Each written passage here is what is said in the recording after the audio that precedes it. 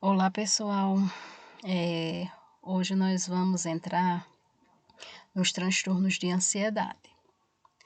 Os transtornos de ansiedade, eles estão no F40 e eles englobam aí pânico, TOC, que é transtorno obsessivo compulsivo, transtorno afetivo bipolar, que é TAB, fobias e agorafobias, transtorno de estresse pós-traumático. E daí nós vamos diferenciar o que é antes de entrar nos transtornos em si, nós vamos diferenciar o que é uma ansiedade normal e uma ansiedade patológica. Uma ansiedade normal é aquela que nós somos expostos a um risco, a um perigo, que a nossa mente, ela vê isso como um perigo, tá? Ela traduz como um perigo e que nós vamos trabalhar a questão fisiológica, que é a nossa resposta a isso, tá? Muitas vezes, essa resposta, essa informação, né, que é perigo, ela não é nem perigosa, é o sentido da exposição, né? Por exemplo, se eu vou me encontrar a primeira vez com alguém que eu estou gostando, né, com paquera. Então, eu vou ficar ansiosa, tá? O meu corpo ele vai responder com tremores, com sudorese, com enrijecimento muscular, ok? Se eu vou fazer uma prova de Evaldo Júnior, não vou dizer isso a ele não, viu? Então eu fico ansiosa, fico nervosa, fico com sudorese, tá certo? Fico palpitações, né?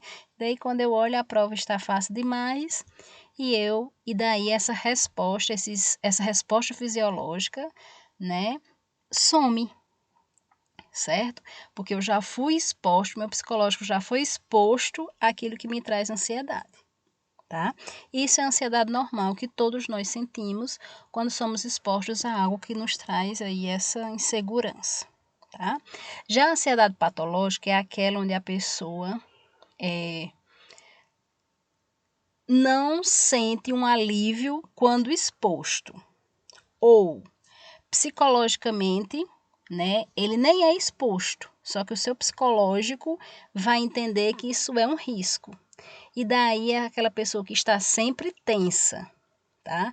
Ela não relaxa, há sempre enrijecimento muscular, há sempre tensão, há sempre choro, há sempre palpitação, tá? Que é o que acontece com os transtornos que nós iremos ver. Então, essa pessoa ela nunca relaxa, a não ser com o uso da medicação e fazendo psicoterapia, mas sozinha ela não relaxa, o que é diferente de nós quando temos ansiedade normal. Sozinha nós relaxamos, ok? Então vamos lá, o pânico.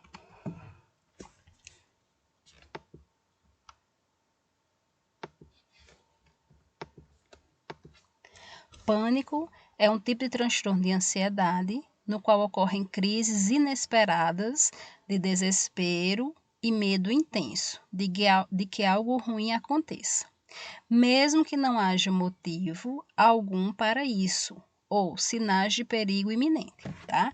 Então é aquele que eu falei para vocês. Em algumas das patologias, né, de ansiedade patológica, né? Mesmo que não tenha um perigo real, a pessoa vai desencadear essa resposta fisiológica, tá? O organismo, o psicológico vai ter isso como um medo constante, certo? E daí, especificamente no pânico, não há um, um fator predisponente, não há uma causa, não há um motivo para a pessoa que sofre de pânico apresentar uma crise. Então, ela pode apresentar uma crise sozinha, dentro de uma casa, ela pode apresentar uma crise numa fila de um banco, tá? E não tem um motivo aparente. Quem sofre do transtorno de pânico sofre crises de medo agudo de modo recorrente e inesperado. Além disso, as crises são seguidas de preocupação de ter novos ataques e com as consequências desses ataques, seja dificultando a rotina do dia a dia, seja por medo de perder o controle, enlouquecer ou ter um ataque no coração. Então é isso, é recorrente e é inesperado porque não existe uma causa. É diferente das fobias que nós vamos ver em outra aula, em outro vídeo, que eu tenho medo de alguma coisa. O pânico não existe uma causa, um motivo. Né? O que eu ver para ter medo, o que acontecer comigo para eu ter medo, o que eu falar para eu ter medo, o que eu ser exposto para ter medo, tá? Na realidade, muitas vezes o pânico ele tende a confundir com agorafobia, que é o medo de ter medo, tá? Então, na realidade, a pessoa com pânico ela só tem medo de ter um ataque no meio de outras pessoas, de ter um ataque e estar sozinha, de ter um ataque e não ter um controle, de ter um ataque e fazer alguma coisa, tá? Mas não existe o porquê desse ataque, ok? A epidemiologia, o transtorno do pânico, de 1,5 a 3% da população apresenta pânico, né? É diagnosticado com pânico. Com relação ao gênero, né? Não é nem o sexo aí, né? As mulheres são 2 a 3 vezes mais frequentes de apresentar pânico, de desenvolver pânico.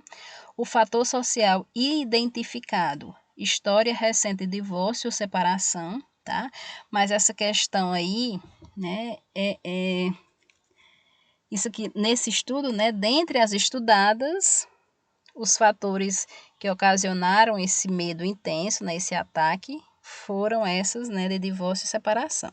Mas que na realidade, né, isso pode ser causado, como a gente vai ver mais na frente, pelos nossos fatores determinantes, né, fisiológico, psicológico, ambiental. É mais comum na idade adulta jovem, início por volta dos 20 anos, e tem sido subdiagnosticado em crianças e adolescentes, tá? Onde muitas vezes esse pânico ele pode ser confundido com transtorno de ansiedade generalizada, tá? E a criança ou adolescente fazer o uso apenas de ansiolíticos, que também é indicado no pânico, tá? Devido a uma hipótese diagnóstica de transtorno de ansiedade generalizada. Os riscos e fatores de risco, né? Como fator de risco, nós temos situações de estresse extremo, então é aquela pessoa que vem somatizando problemas, né? Então ela vai estar sempre nessa ansiedade, vai estar sempre com essas respostas fisiológicas, né, ao estresse. Morte ou adoecimento de uma pessoa próxima, mudanças radicais ocorridas na vida, mudei e não me adaptei à minha nova realidade, histórico de abuso sexual durante a infância e experiências traumáticas como acidente. Então, esses são fatores de risco, né, que vai ajudando aos nossos estresses diários e daí pode-se apresentar o pânico.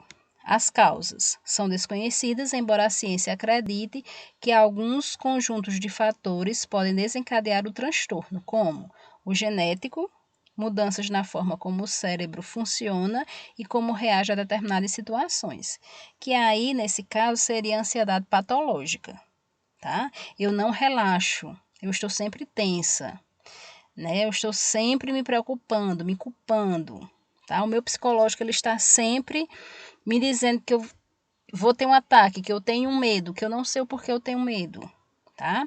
E essa questão genética, né, entra aqui nas causas biológicas, que nós já vimos que os fatores determinantes do processo saúde-doença, físicos ou biológicos, psicológicos e ambientais. Né? Nos físicos ou biológicos, entra aí os genéticos, pré-natais e perinatais, nos ambientais, entre o social e econômico, tá? E no psicológico está relacionado com os outros dois, certo? Então, como causas biológicas, nós temos os sistemas neurotransmissores implicados, né? A diminuição aí da noradrenalina e da serotonina. Os estudos de imagens cerebrais têm implicado uma patologia nos lobos temporais do hipocampo, onde eles controlam essa questão da ansiedade e dos medos. Causas genéticas, estudos apontam que 4 a 8 vezes desenvolvem pânico, né? Quem tem parentes de primeiro grau já com pânico ou qualquer um dos transtornos de ansiedade, principalmente transtorno de ansiedade generalizado, tá? Onde o paciente ele está sempre com estresse.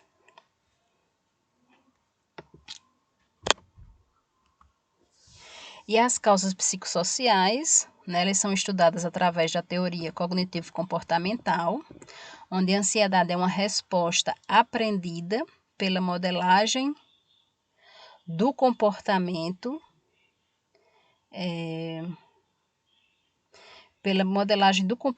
parental ou pelo processo de condicionamento clássico. E a teoria psicanalista é a defesa mal-sucedida contra impulsos ansiogênicos. Então, no caso da terapia cognitivo-comportamental, que é o famoso TCC, tá? Dentro da psicologia, ele vai trabalhar o comportamento dessa pessoa quando ela é exposta a ansiedades, tá? Ela vai ser trabalhada no sentido do ataque de pânico, tá? E na teoria psicanalítica é quando realmente não se conhece nenhuma causa, que o pânico realmente não tem uma causa, né, específica para crise acontecer, só que aqui na teoria psicanalítica ela vai trabalhar, né, os impulsos que tendem a causar ansiedade nessa pessoa. Não vai se saber o fator exato da crise, porque em pânico a gente não sabe o fator exato da crise, tá? Mas vai se tentar estudar através da psicanálise. E os sintomas do pânico, nós temos aí calafrios, tá? Vocês vão ver que nós temos aí misturados os sintomas físicos com psicológicos, tá? Então, calafrios, pressão na cabeça, tremor, fraqueza nas pernas, dores no peito e desconforto. Com relação a essa dor no peito e desconforto, muitas vezes o paciente diz que é até a dor da morte, tá? Essa dor no peito. Sensação de perigo iminente, entra aí já as questões psicológicas, né? Ele está sempre com medo do perigo. Medo de perder o controle, medo da morte ou de uma tragédia iminente, sensação de estar fora da realidade e sensação de estar com a garganta fechando, tá? E os sintomas específicos do ataque de pânico, falta de ar na hora do ataque, certo?